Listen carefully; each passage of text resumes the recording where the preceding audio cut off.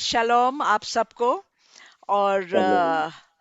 कुछ आज एक एक्सकवेशन नहीं है, लेकिन एक छोटा सा डिस्कवरी है। और छोटा सा जो छोटे छोटे क्लिप्स हैं न्यूज़ के, जो कि हम लोग उसके बारे में देख सकेंगे कि इजराइल के लोगों के साथ और अ, उस तरफ क्या क्या हो रहा है। देखते हैं हम लोग को कौन सा क्लिप पहले देखने को मिलेगा।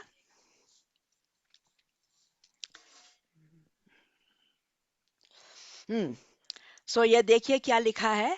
Ethiopian Bible written on goat skin in the 5th century is the oldest Christian Bible। अब हम लोग के पास जो बाइबल है वो लिखा गया था by all the Matthew, Mark, Luke, John और पॉल और ये सब। लेकिन ये जो बाइबल है कि करीब यीशु के करीब 4,000 5,000 साल बाद, ये वहाँ के मंक्स जो है, मंक्स वो लोग हैं जैसे फादर लोग हैं, पादरीज हैं, जो कि शादी नहीं करते हैं और बहुत कठिनाई से वो रहते हैं। सच में बहुत कठिनाई से रहते हैं। खाने पीने की भी तकलीफ उनको होती है, रहने की जगह, और पहाड़ियों में जा कर के रहते हैं। और उनके कोई तरह का रिलैक्सिंग समय नहीं है उनके लिए। तो ये उन लोगों का लिखा हुआ है और उन लोगों ने पूरा इलिस्ट्रेशन किया हुआ है। सब जो पिक्चर्स वगैरह भी बनाई हुई हैं। और ये उनने बकरियों के खाल को, हो सकता है वो लोग उसको, वो मीट वो लोग खाते होंगे, तो उसके जो खाल हैं उस पे दवाइयाँ लगा लगा के बहुत अच्छा ट्रीटमेंट करके उस पे लिखा गया है। जैसे लिखा है ना, रिटन ऑन गोट स्किन, उस पे लिखा गया है रोल करके। ऐसी जगह रखा है जैसे हम लोग मॉनेस्ट्री बोलते हैं इंग्लिश में, लेकिन जहाँ पे सिर्फ ऐसे लोग रहते हैं जैसे पादरीज हैं, नन्स हैं, ये वो। और हर एक को वहां पे जाने को नहीं मिलता है। तो उन लोगों ने वहां पे ये चीजों को बहुत सुरक्षा रखा है। और वो ऐसी पाई गई हैं। तो ये इथोपियन मंक्स जो थे उस वक्त के, उन्होंने ये पिक्चर्स बनाई। और जब ये मिली हैं, उसको सब देखा है। या 400 years after Jesus, yes, you're right। और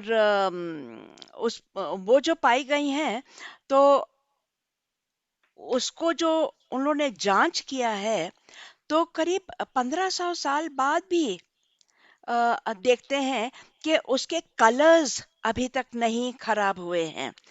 तो वो क्या कलर्स मिलाते होंगे उस वक्त हम लोग को नहीं मालूम है।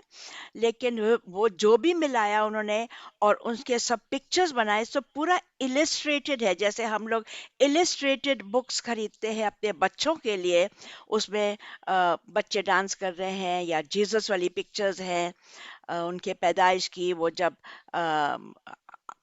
यरूशलेम में आते हैं, ऐसे ऐसे बहुत पिक्चर्स होती हैं। तो ये पूरा इलिस्ट्रेटेड पाया गया है।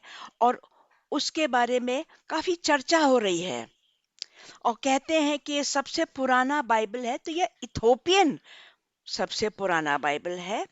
और दूसरे वाले बाइबल्स नहीं, वो बाइबल हम लोगों को मालूम है कि वो पाए गए थे। और उसको जॉइन करके और जब स्टडीज करके सब ज्ञानी लोग ने मिल करके बाइबल बनाया, जो कि 66 बुक्स ऑफ द बाइबल हैं। और ये है इथोपियन बाइबल, जो कि पूरा इलस्ट्रेटेड और अलग तरह से और जो पाए गए हैं अभी। तो हम लोग को ये देखना है कि किस तरह से ये चीजें पाई जा रही हैं। और एविडेंस हम लोगों को मिलता जा रहा है यीशु के बारे में। वो था सब रिटन, ये है इलस्ट्रेटेड, उसमें पिक्चर्स भी देखने को मिलता है। तो हम लोग को एविडेंस और मिलता जा रहा है कि जो भी लिखा है, जो भी हम लोग पढ़ते हैं, हर एक चीज सही है। And everything actually happened. और अगर कोई बताने की कोशिश करे कि नहीं, ऐसा नहीं हुआ और यीशु नहीं मरे और जो कुछ भी है उनको उनको दफनाया नहीं गया था, तो ये सब गलत है, क्योंकि आस्ते आस्ते बहुत एविडेंस हम लोगों को मिलती जा रही है। एक और पिक्चर हम लोग देखेंगे इसके बाद।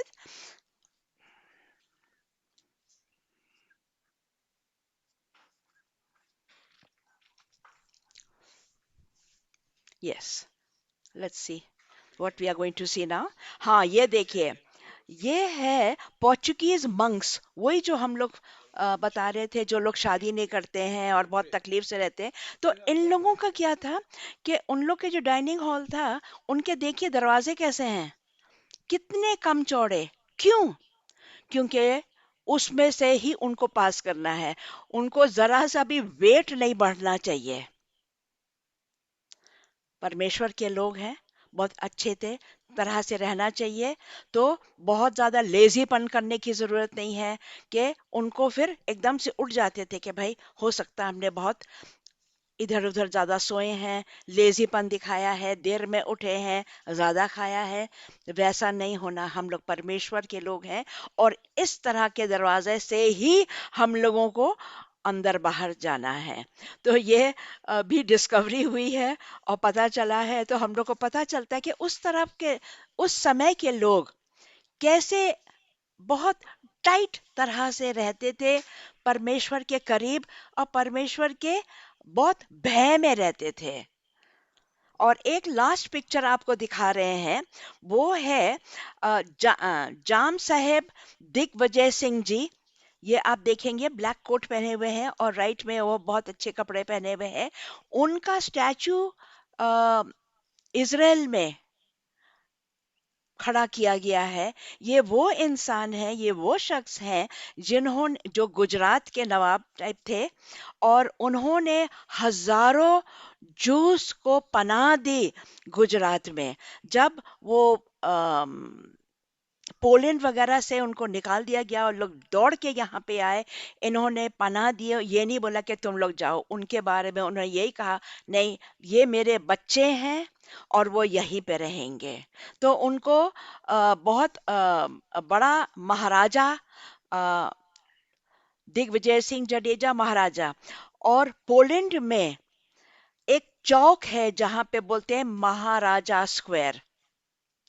तो ये उनके ऑनर में लोगों ने किया है, क्योंकि उन्होंने बहुत बड़ा काम किया और जूस को संभाला। देखिए किस तरह से ये सब जूस को उन लोग के एक्टिंग्स कर रहे हैं, ड्रामास कर रहे हैं, और वो उनके बीच में हमेशा रहते थे।